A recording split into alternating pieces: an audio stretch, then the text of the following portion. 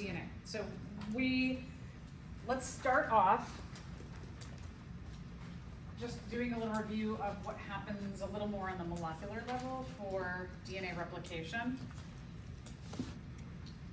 DNA replication, what we know is that the DNA replicates in the S phase of interphase. Prior to any kind of cell division, if we're talking about binary fission or mitosis or meiosis, any of these, prior to going into cell division, the DNA has to replicate. All the organelles have to replicate. We often, when we're talking about cell division, we focus so much on the DNA, but everything replicates so that you get daughter cells that have everything that they need. The replication of the DNA happens when we're talking about our cells, and mitosis or meiosis happens in the nucleus. Remember, binary fission is for prokaryotic cells. They don't have a nucleus. They have that one large nucleoid chromosome, and then that just happens out in the cytoplasm. When the DNA replicates, it's called semi-conservative replication.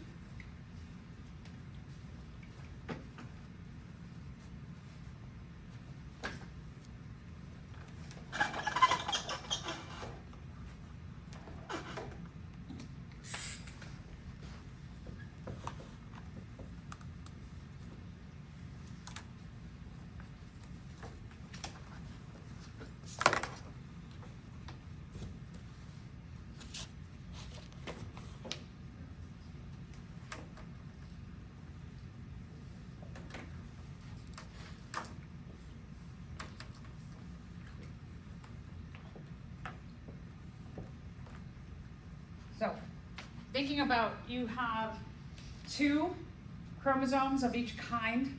Your 2 original chromosomes come from your bio mom and your bio dad. So let's say that these are chromosome 1, and this was the chromosome 1 from mom, this was the chromosome 1 from dad. When going into cell division, each of these chromosomes is going to replicate.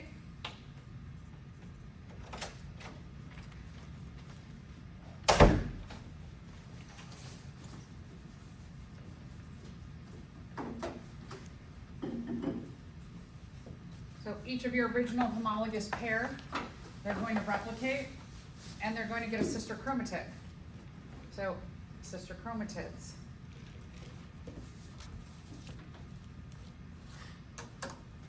When we say here sister chromatids, it also means that one and that one.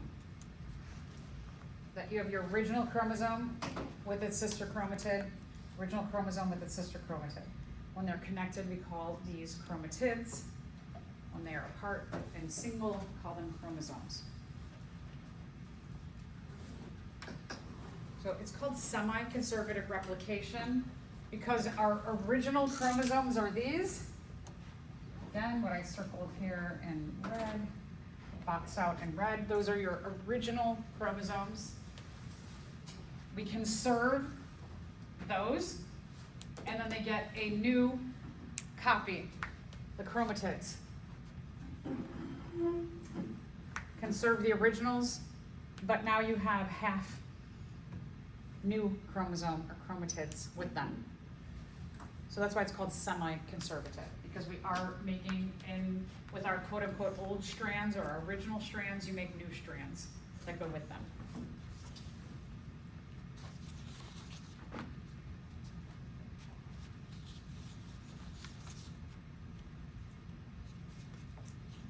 All right, so when replication begins, what happens is we have a bunch of enzymes that have really important roles in this process of DNA replication. One is DNA helicase. When we look at the original chromosome, remember that each of our chromosomes is double-sided and twisted around. And our chromosomes are double-sided because they have nitrogen base pairing. The A's and T's go together, the G's and C's go together. So what the DNA helicase is doing is in our double-stranded DNA is your DNA helicase is going and it's chopping apart these hydrogen bonds between your base pairs. It's going to go chop, chop, chop, chop. And it's going to take our original DNA strand and pull it apart into two sides.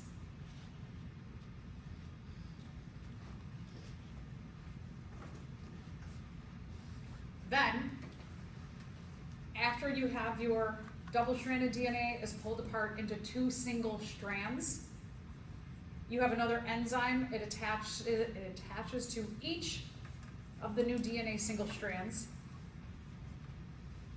So we have two polymerases.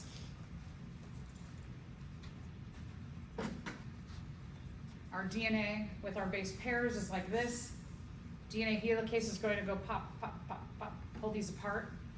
And so now you've got from your double-stranded DNA, you've got two single strands developing, and you're going to get a DNA polymerase is going to attach here, and another DNA polymerase here. And what the DNA polymerase does is the DNA polymerase is going to read, let's say this is A, it's going to read A, and it's going to go, okay, out there in the nucleoplasm, let me find a complementary base pair to A.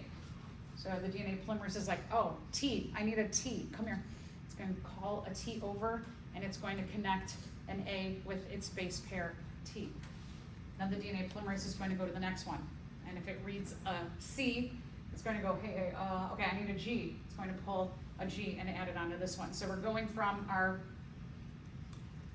strand that's double-stranded, pull it apart to two single-stranded, and now what it's doing is the polymerase is going to start making each of these singles back into doubles.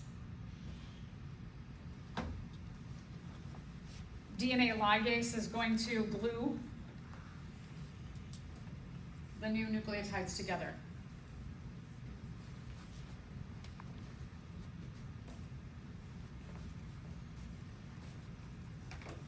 So the polymerase is calling the nucleotides over, and then ligase is going to glue them and put those hydrogen bonds in.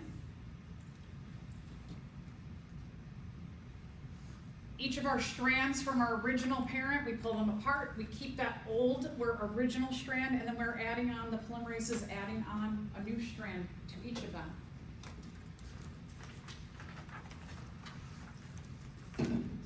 So our replicated DNA has one side of the original strand and then a new strand, one side of the original strand and a new strand. So this is why we call it semi-conservative replication, because you have those original strands and then you get new strands that are added on. Okay, so for example, we'll just have like a nice generic example. Let's say that this is our original parent strand. And what happens is at the top, DNA helicase, it comes in, and DNA helicase is going to break apart this hydrogen bond between the G and C, and then it's going to move down and break apart the hydrogen bond, and break apart the hydrogen bond. And as DNA helicase is going through and working downward, when this separates and it begins to separate, you can see our left side of our strand here, I have it here, and our right side of our strand here, I have that over here. As these start to open up, polymerase is going to jump onto this G and then jump on another polymerase over to that C. And the polymerase is going to go, okay, I have a G, I'm going to call over a C.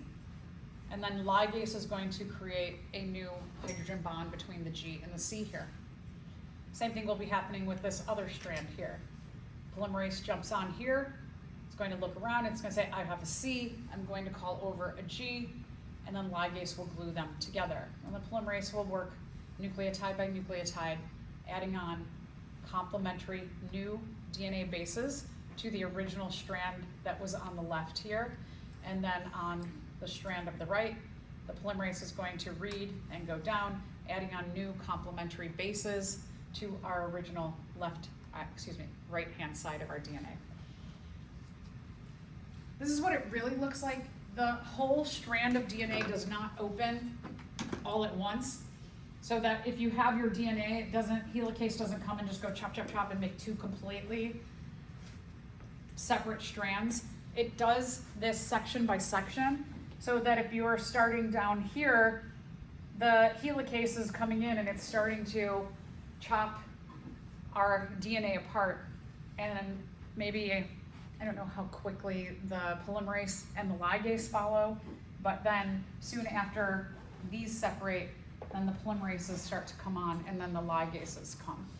So the whole strand does not open up completely at once, but it does it section by section. Right. So in your lab 13, there was a question that said, why are there albinos in a population? The reason why we have different genotypes, alleles, or phenotypes for traits is because mutations happen. And by definition, a mutation is a mistake in the copying of the sequence of the DNA from the original strand.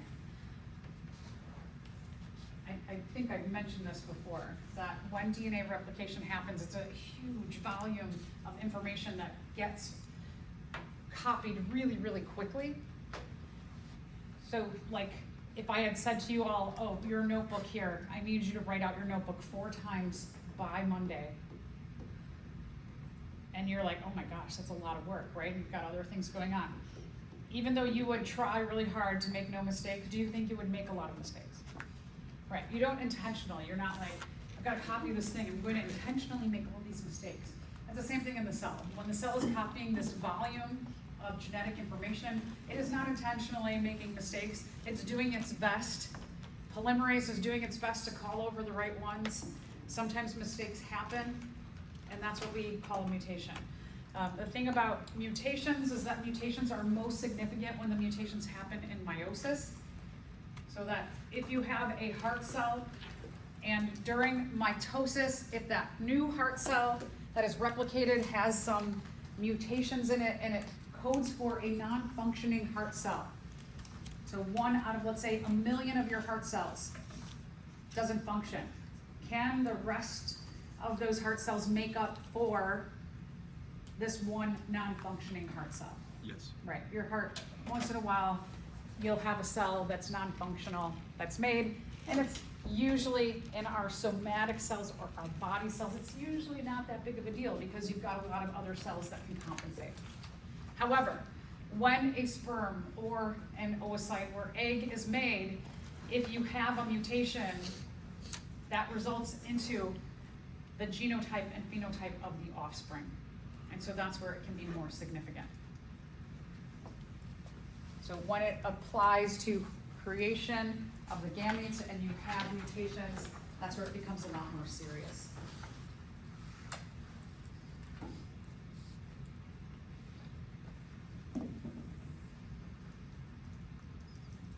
When we take a look at mutations, there's 3 main ones. There's other mutations that can happen, but let's talk about some of the very simple mutations that can happen. So one is called a point mutation. It means that one nucleotide is messed up. So for example, if this is our original DNA strand that's being copied, that one single side of the DNA, that if we take a look at our 4th letter is supposed to be a G, but for whatever reason, a C is put in there, then you have just that one single issue here. We'll talk about the outcome of these in maybe today or next time. Insertion mutation, it could be that one or more nucleotides is accidentally inserted in. So the polymerase, where it's supposed to just add in, let's say, a G, it adds in a G and a T and an A and a C. It just grabs a whole bunch of them and it sticks it in there. That's what we call an insertion mutation. So in this case, what you see is after AA, then you have CG, that for whatever reason, polymerase just, when it added in this A, it grabbed on a TAG also and just shoved it in there. It doesn't belong, but it was an accident. And then the last, just simple mutation is called a deletion mutation. This one makes sense. One or more nucleotides are deleted from the original strand. And polymerase just chops out some, or helicase chops out some. Something gets chopped out in the process. And so you can see here in our original strand, the CA are the 5th and 6th nucleotides in our strand, and they are gone from our final outcome. So, how do we interpret DNA or genes? Remember that when we take our genes, we looked at, let's say that 3 nucleotides coded for a capital T and 3 different nucleotides coded for a little t. What we equate that to is we call that a genotype. And when we translate that information of the gene into how does this physically manifest itself, we call that the phenotype.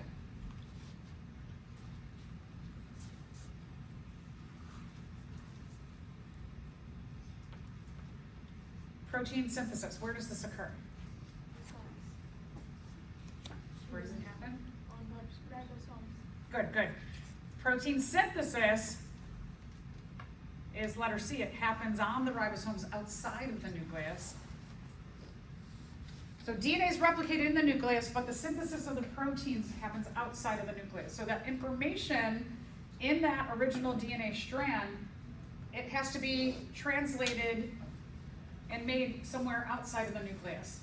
So we have to have something that can take that information from inside the nucleus and bring it to the cytoplasm outside of the nucleus, and that's where RNA comes in. So RNA is going to take the information of DNA in the nucleus and it's going to take it outside of the nucleus, and then RNA is going to be a meeting place for making our final product, the protein. It's also going to bring the amino acid protein parts. RNA has a bunch of really important jobs here, and getting our information of our DNA to making our final important product. It does everything else in between. There are 3, so here's a little information about RNA. RNA is different than DNA in that RNA is one strand. It's not double-stranded. It is single-stranded, and we'll talk about why next time. It has a different sugar in its backbone, right there in the name. RNA is ribonucleic acid. Tells us that the sugar backbone is ribose. For DNA, remember the sugar backbone is deoxyribose. And one weird thing, you don't have T's anymore. You don't have thymine as a base. Instead, you have uracil. So A is going to pair with U. There's no more T's.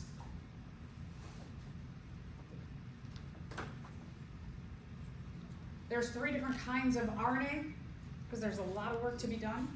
There's messenger RNA or mRNA, there's ribosomal RNA or rRNA, and then there's transfer RNA or tRNA. This should give you an idea. And the kinds of RNA, the way they look are really, really different.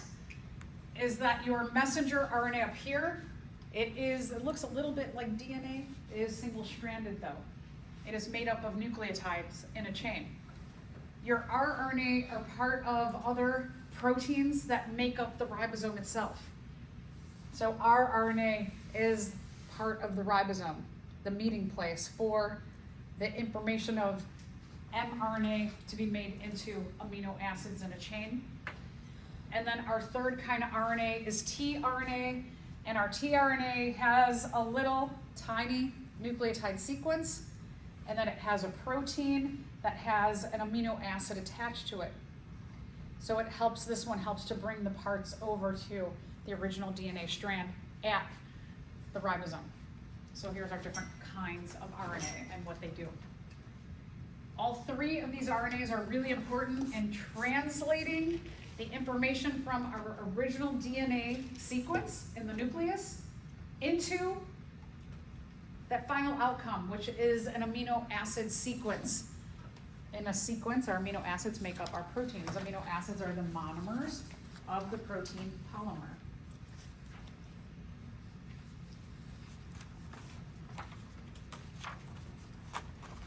Okay, so because each base pairs with a complementary base, and every DNA molecule, the amount of, should cytosine be equal to that of guanine? Good. Okay, yes. Should cytosine be equal to that of thymine? No. No, they don't go together, right? Good. Should cytosine equal that of adenine? No. No, they don't go together. And each nucleotide is unrelated to all the others? No. Good. Okay. So, oh, sorry, and then each nucleotide is equal to all the others. I don't even know what that means. Okay, so, right, cytosine will equal guanine, adenine will equal thymine. If we're talking about RNA, the adenine will be in an equal amount to uracil. The cytosine and guanine will still stay the same. They'll be equal. So this term, central dogma in biology, refers to this process of taking that information, the instructions in DNA, bringing together all the parts and taking that information to making our final protein product. So let's talk about these steps of the central dogma. There's 3 main overarching steps. One is called transcription. This is the first step. The messenger RNA is created inside of the nucleus. The DNA. The DNA is double-stranded. What happens with the DNA is one side is called the template. So even though it is double-stranded, it gets pulled apart, and one side is the side that is going to get transcripted into messenger RNA. A transcript. You all will need your transcripts to keep moving on in another direction, right? So your grades, when you all get your A and I boop, boop, boop, I input that A into the computer, and then it goes into the registrar, and then that registrar can print up or they can create a PDF of all of your grades or your transcript, right? Does your transcript, is it the exact thing that I at my computer put in? It's a copy, right? It's not me sitting at my computer doing it. Your transcripts are a copy of what you did in all of your classes. So when we're talking about this idea of a transcript, it's a copy into a different form. Like if you needed a paper copy of your transcripts, me at my computer, it's a different form than the paper copy, right? Computer form to paper copy form. So that's what we mean by transcript, is the DNA, whatever the template strand is, whichever side is the template, gets transcripted into information in mRNA. Then you have translation. mRNA is going to leave the nucleus. That information of the DNA is going to leave the nucleus, and it's going to go out into the cytoplasm. It will find a ribosome, and at the ribosome is going to start to read the information in that mRNA and start to call over the amino acid parts. And then the last final product is that as the ribosome reads each of the nucleotides of the mRNA and starts to add on the amino acid sequence, eventually that whole sequence is a final protein product.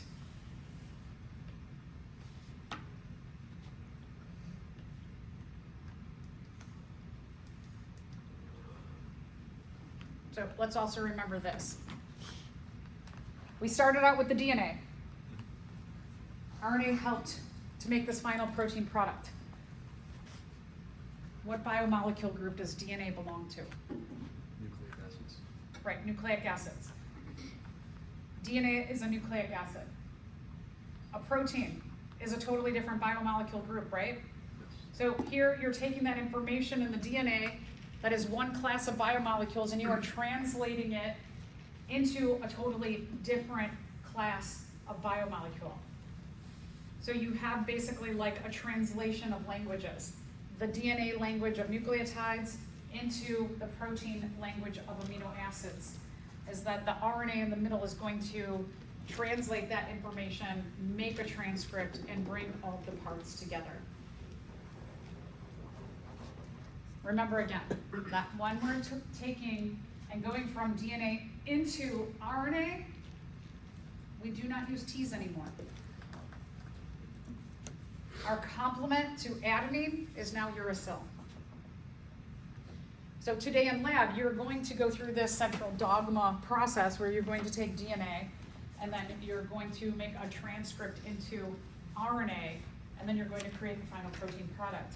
Just remember that when you're creating your RNA, that everywhere that you want to pair an A, you're going to pair a U instead.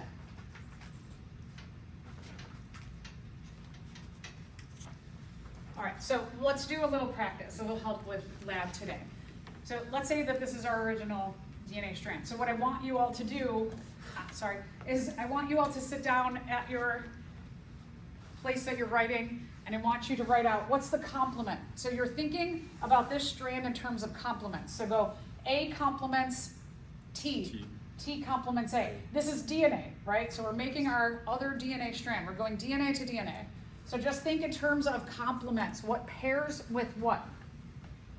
A complements T, T complements A, G complements C, C complements G.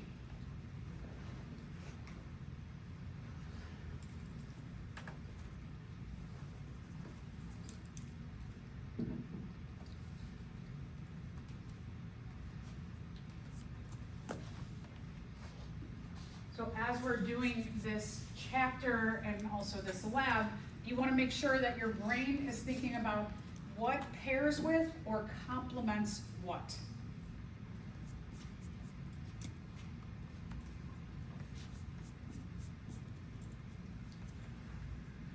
So your DNA strand should be this. We're going to call this side the template.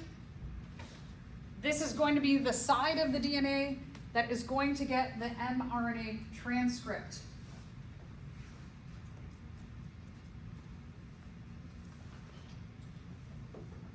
So now, what I want you to do with this DNA template strand, I want you to create the mRNA transcript.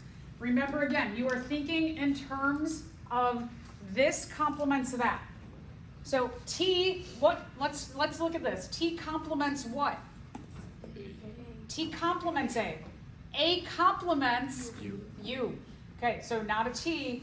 T does still complement A. So even though there's a T in there, we're just not going to see any T's in our mRNA transcript. But remember, every nucleotide you're thinking about, this letter complements that letter. G and C still do the same things. So no thought process there, right? C goes with G, G goes with C. T complements A complements U.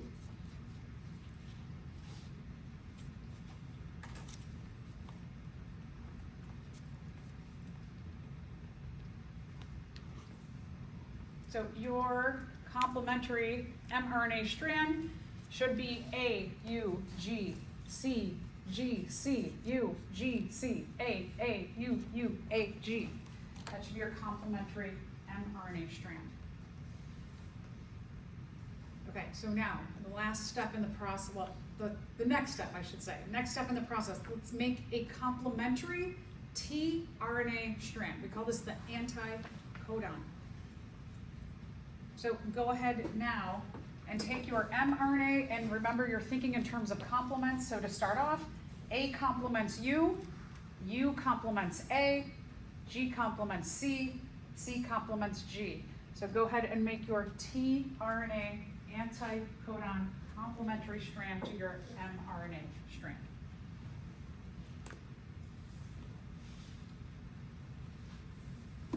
This is perfect. No, I thought it was. Do you have the next lab handy? Yes, yes. I need 16.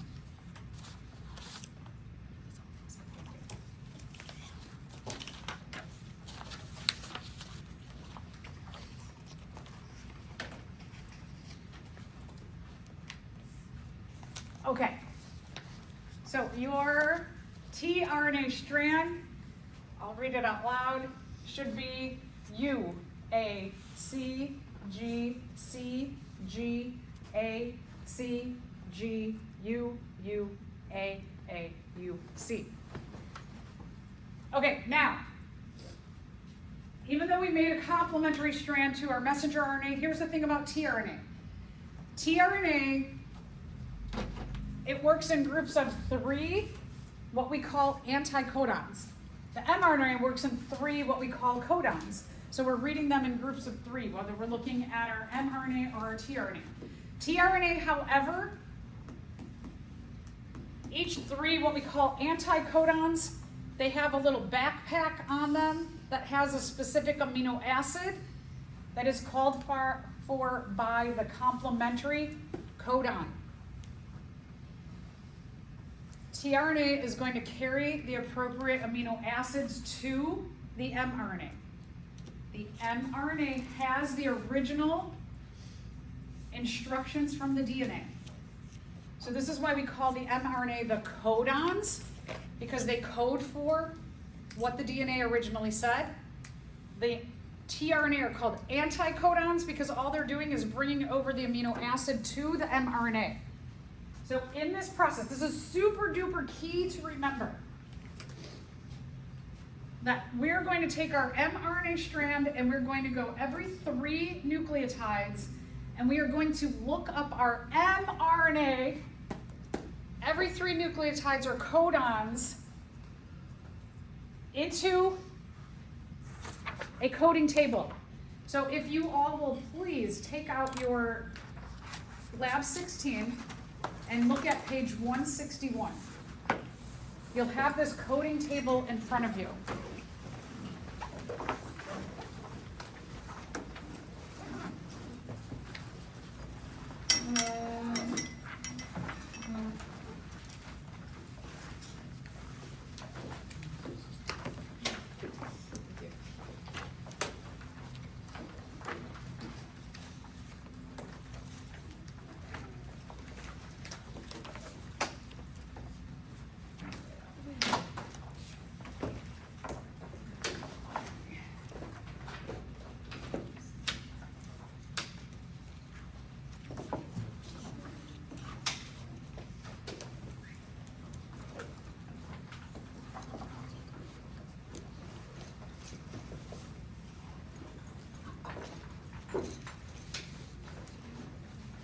Okay, so now,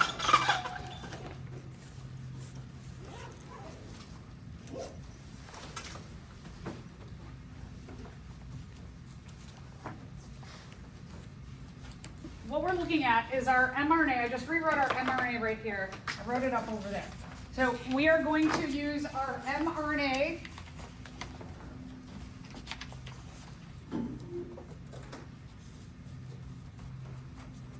in groups of 3 nucleotides. And we're going to take, again, our mRNA are the codons.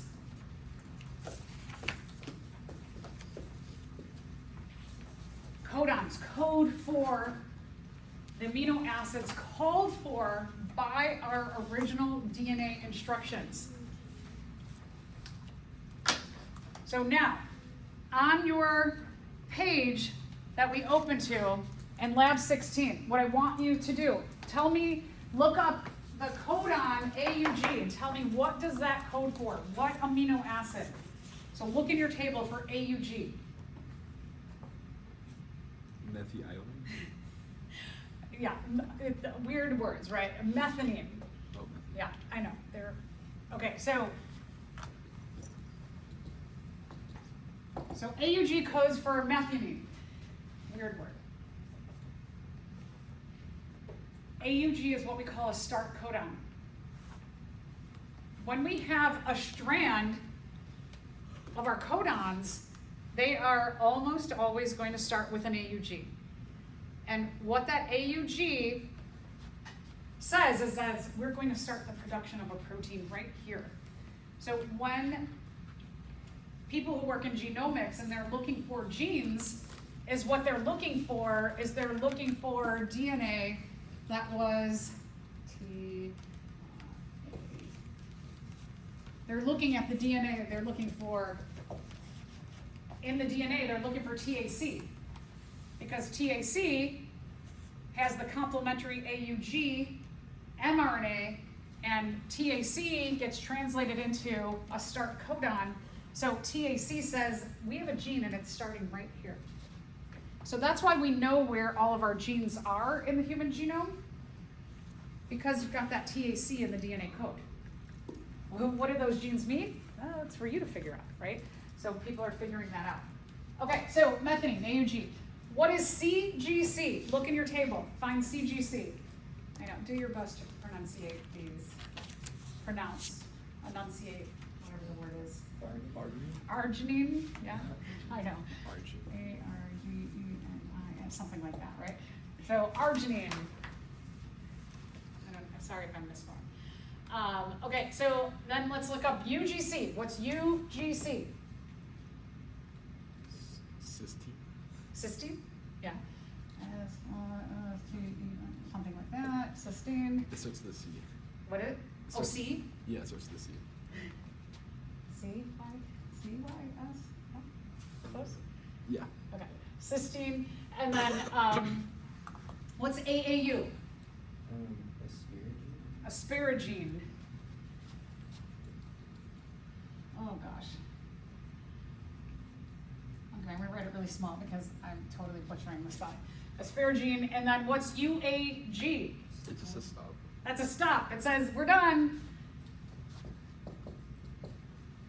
So when we look at our genes, they have a start codon, they have a stop codon.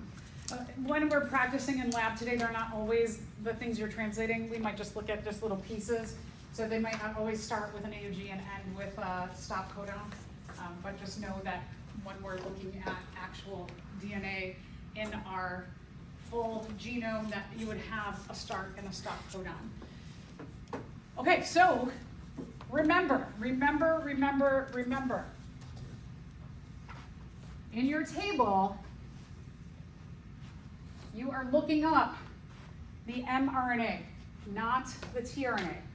You are always looking up the mRNA. You're always looking up the mRNA. Do not look up the tRNA in your table. You are looking up the mRNA in your table because the mRNA are the codons. They have the original coding message or instructions from the DNA. So remember again, you are looking up the mRNA. You're not looking up the tRNA. You're looking up the mRNA. Everybody got that? We're looking up the mRNA. Yeah, we're looking up the mRNA. Everybody see the mRNA? We're looking that up. That's what you're using in your table is the mRNA, okay? Okay, so important things, just those little fine things that you need to remember. I think, is that it?